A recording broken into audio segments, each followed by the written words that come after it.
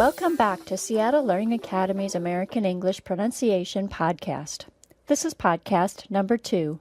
My name is Mandy. I hope you enjoyed our last podcast, the TH Sounds podcast. I also hope you went to www.pronuncian.com for more TH Sounds lessons and practice. Pronuncian.com is also where you can find transcripts and show notes to all our podcasts. Today's practice will be 5 sets of minimal pairs: dime, time, dense, tense, code, coat, tide, tight, and spend, spent. We'll come back to those later.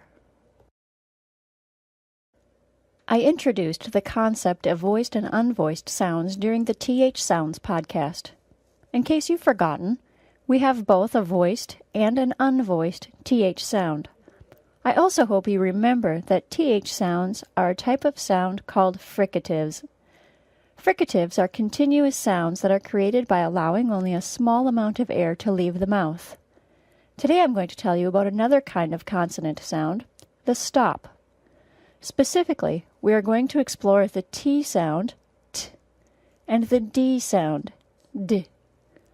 These sounds are called stops because to create them, we briefly stop all air from leaving the mouth, and then we make the sound when the air is released. Do you remember from last week's show that consonants often have a voiced and unvoiced pair? The D sound and T sound is another pair. Before we talk about how to correctly create the English version of these sounds, I want you to play with the inside of your mouth with your tongue. Don't feel silly. Nobody can actually see you doing this. Notice that right behind your upper teeth, you have a hard, bony bump.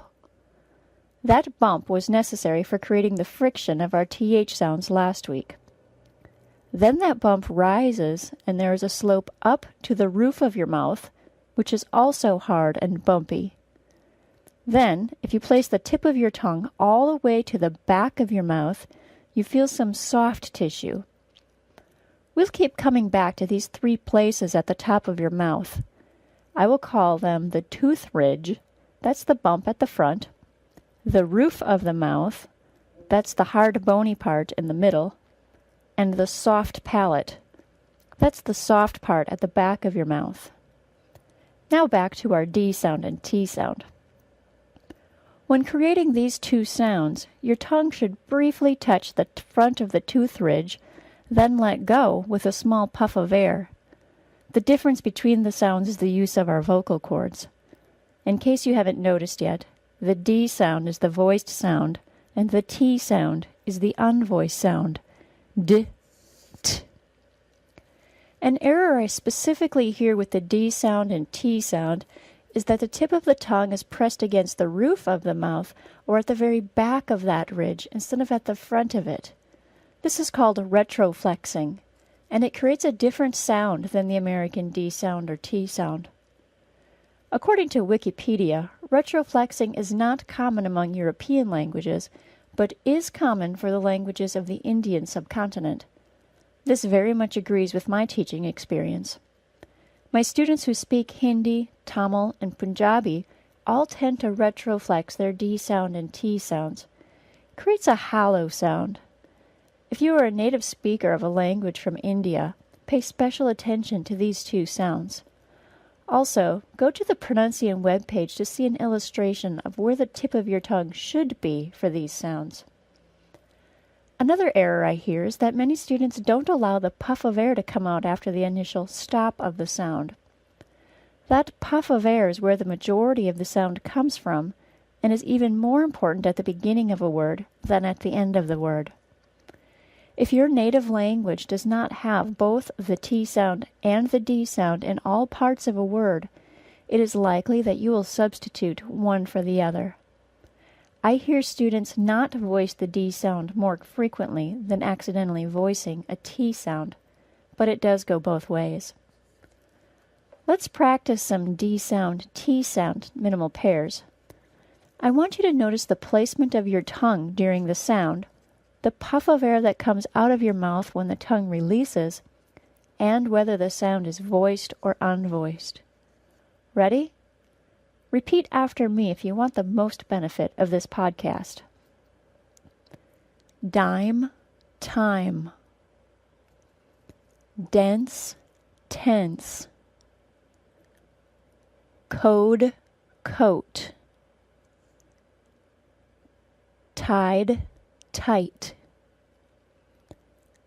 Spend, spent. Very good. Most people who have visited or lived in the United States have noticed that we sometimes do strange things to represent the T sound. We don't always say a T sound where we would see the letter T written. I promise I will come back to these strange issues in later podcasts. It is actually rather complicated, but there are guidelines to help you. For now, just work on correctly saying the sounds. Understanding voiced and unvoiced sounds is also a key component of understanding the ED endings. We pronounce the ED differently based on the last sound of the original word. I promise I will also address that in an upcoming podcast. Well, that's all for the D sound and T sound today. Don't forget to also keep practicing the sentence from the TH Sounds podcast. Think about this thing, that thing, and those things, in addition to our 5 minimal pairs from today. Let's repeat those one more time. Dime, time. Dense, tense. Code, coat. Tide, tight. Spend, spent. Nice job, everyone, and thanks for listening.